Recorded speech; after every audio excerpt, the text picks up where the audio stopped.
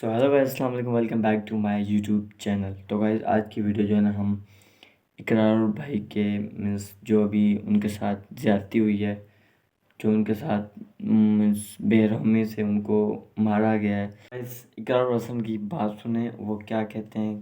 اور ان کے ساتھ جو ہے نا بہت ہی زیادہ زیادتی ہو گئی ہے اور ان کو بہت زیادہ گندے طریقے سے مارا گیا ہے. پیچھے جو ہے نا پسٹل وغیرہ مارے گئے ہیں، مطلب کہ گولی نہیں چلائی، ویسے پسٹل وغیرہ مار گئے ہیں جو کہ سر پہ بہت زیادہ ٹانکے وغیرہ بھی لگے ہیں. اور اقرار بھائی جو ہے نا پاکستان کے لیے اپنی جان بھی حاضر کر سکتے ہیں. اور اقرار حسن بھائی، میری طرف سے آپ کو دل سے سلام. اللہ آپ کو کامیاب کرے. آپ ویڈیو دیکھیں. دائرہ کراس کیا ہے. آئی بی کا آفس ہے نا، وہاں سی سی ٹی وی فوٹیج سی سی ٹی وی کیمرے ہوں گے، لے آئے. جھوٹا منہ پہ مارے کہ اقرار الحسن جھوٹ بول رہا ہے. ہمارے تو کیمرے آج بھی ابھی بھی اس وقت ان کے پاس ہے نا، ان میں آخری وقت کی ریکارڈنگ تو ہوگی نا جی. وہ لے آئے قوم کے سامنے کہ دیکھیں جی اقرار الحسن نے گالی دی تھی، یا اقرار الحسن نے سر کے علاوہ کچھ کہہ کے بات کی ہے، یا اقرار الحسن نے جو ہے وہ کسی کو جو افسر کو دھکا دیا ہے، یا کوئی بھی ایسی بات. اول تو یہ ثابت ہو جائے تو میں آج کے بعد کبھی ٹی وی پہ نہیں آؤں گا. میں ہمیشہ یہ بات کہتا ہوں، پھر میرا جواز ہی نہیں بنتا ٹیلی ویژن پہ آنے.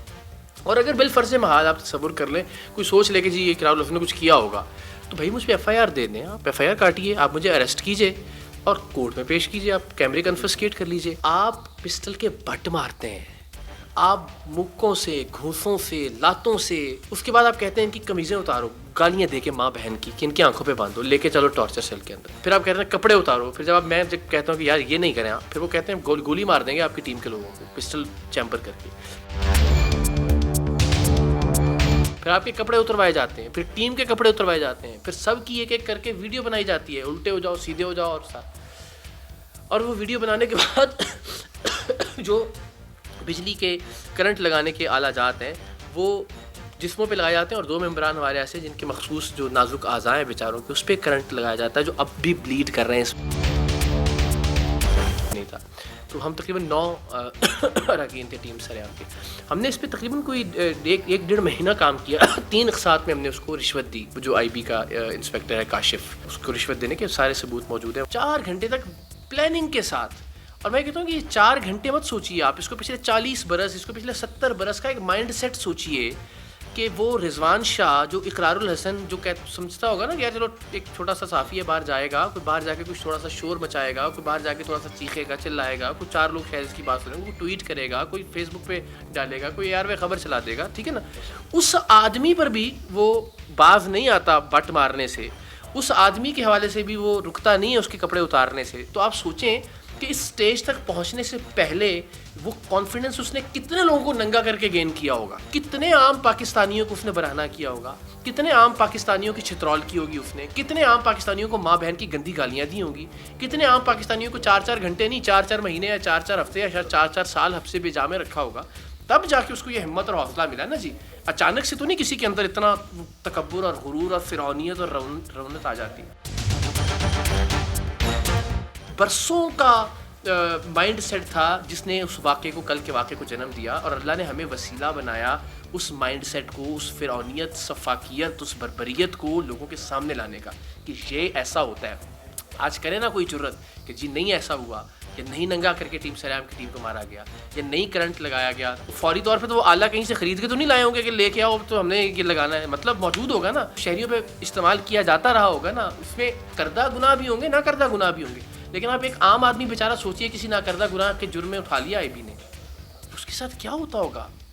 ایک وہ آدمی جس کی 4 لوگ بات سنتے ہیں، جب اس کے ساتھ یہ سلوک کیا جاتا ہے تو اللہ نے ایک عام آدمی کی آواز بنا کے شاید وہ جتنے لوگ جو بیچارے تاریخ راہوں میں مارے گئے، جو ان ٹارچر سیلوں کے اندر دیواروں کے ساتھ سر ٹکراتے مر گئے، شاید ان کی کسی آہ کا صدقہ تھا کہ مجھے اللہ نے وہاں بھیجا اور ایکسپوز کیا ان لوگوں کو.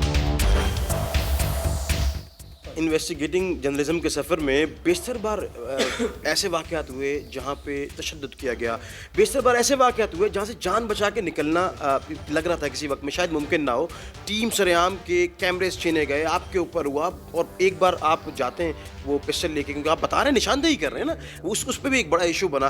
کسی وقت ذہن میں یہ آتا ہے کہ شاید اپنی سیفٹی کے لیے، شاید فیملی کے لیے، شاید بیٹے کے لیے اب اس کام کو، اس سفر کو ختم کر دینا چاہیے، اب دوسری زندگی جینی چاہیے، کیونکہ اس میں روز نئی چیز ہے، روز نئی دلدل ہے، روز ایک نیا ظلم ہے، روز ایک نیا ستم ہے. کیا کرنا چاہتے ہیں؟ میں آپ کو ایک میسج دکھانا چاہتا ہوں یہ میرے بیٹے کا میسیج ہے جو آج صبح اس نے مجھے کیا. میرا جواب اس کو پاکستان زندہ باد, اور آپ نے اس کے جواب دیا. جو بیٹا مجھے دعا دیتا ہے کہ بابا ٹھیک ہو جائیں جلدی سے, اور میں اسے کہتا ہوں بیٹا انشاءاللہ اور پاکستان زندہ باد.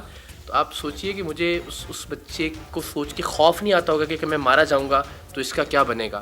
اس بچے کا سوچ کے مجھے امید ملتی ہے, مجھے ہمت ملتی ہے, اور مجھے حوصلہ ملتا ہے کہ اس کے لیے پاکستان کو انشاءاللہ صحیح معنوں میں زندہ باد بنا کے جانا ہے, اور اس کے لیے جو چاہے جان جاتی ہے چلی جائے.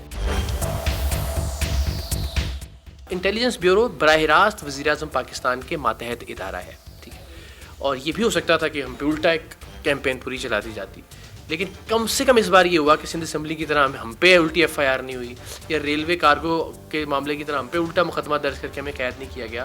وزیر اعظم نے نوٹس لے کے 19ویں گریڈ کے اس افسر کو کم سے کم معطل کیا.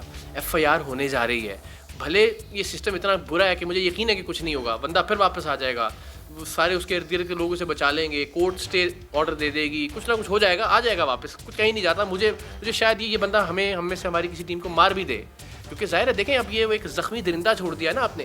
وہ آدمی جس کو ہم نے کچھ کہا ہی نہیں, وہ اتنا بدترین تشدد کر رہا تھا ہم پہ, رضوان شاہ, اب تو ہم اس کا نام لے کے اس کو کوس رہے ہیں. تو آپ سوچیے وہ کتنا خطرناک ہو جائے گا جب واپس اپنی سیٹ کے اوپر آئے گا. تو وہ کیا نہیں کرے گا, جو ہماری فون کی لوکیشن سے لے کے ہماری نقل و حرکت سے لے کے فون ٹیپ کرنے سے لے کے سب کام کر سکتا ہے نا ایجنسی کا. تو اب تو ہم نے زندگی رکھ دی اس کے سامنے کہ اللہ مالک ہے, آپ آئیے گولی چلائیے اور مار دیجیے. تو یہ کیا اقرار الحسن کے پاس ذاتی سیکیورٹی نہیں ہوتی؟ کیا سیکیورٹی, اللہ تعالیٰ کی ذات کی مدد اور لوگوں کی دعاؤں کے علاوہ آپ آئے ہیں, بتائیے کتنی سیکیورٹی سے گزر کے آئے ہیں آپ. میں بالکل نہیں دیکھی, محبت کرنے والے چند لوگ بیٹھے. باہر بیٹھے بیچارے تخت بچھا کے. اللہ تعالیٰ کی ذات مدد کرنے والی ہے. اب دعائیں بہت ہیں لوگوں کی سیکیورٹی کے طور پہ, بلکہ اچھی بات یہ بھی آن ریکارڈ آ جائے کہ مجھے کبھی کوئی نقصان پہنچتا ہے جس سے مجھے کوئی ڈر نہیں ہے, میں تیار ہوں اس کے لیے, مگر لوگوں کو اندازہ ہونا چاہیے کہ کون ہو سکتا ہے. ویڈیو کرتے ہیں یہیں پہ ختم, اور اقرار بھائی کے لیے دعا کیجیے گا وہ جلد سے جلد ٹھیک ہو جائیں اور وہ اپنا پروگرام شروع کریں. اللہ حافظ.